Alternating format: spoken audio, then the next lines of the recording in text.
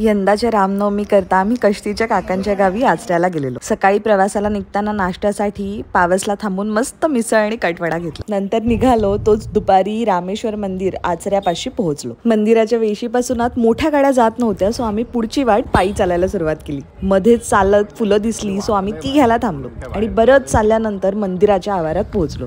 पण ज्या मंदिरात कार्यक्रम होता ते आणखीन आत होतं, सो थोडं पुन्हा चालून आम्ही त्या मंदिरापाशी पोहोचलो। मंदिरात प्रवेश केला तेव्हा तिथे कीर्तनाचा कार्यक्रम सुरू होता। मंदिर शंकराचं असलं तरी राम जन्मोत्सव कार्यक्रम इथे मोठ्या उत्सवात साजरा केला जातो। गाभाऱ्यात रामेश्वराचं दर्शन झाल्यानंतर आम्ही मंदिराच्या मधल्या भागात थोडा वेळ कीर्तनाचा आनंद घेतला। जशी जशी राम जन्मोत्सवाची वेळ जवळ येऊ लागली, सर्वांची लगबग वाढू लागली। मंदिराच्या प्रांगणात हळूहळू प्रचंड गर्दी जमा झाली। तोफांची सलामी, सनई चौघडी यांच्यासोबत सुंदर पाळणे म्हणून 2:29 मिनिटांनी राम जन्मोत्सव साजरा केला गेला।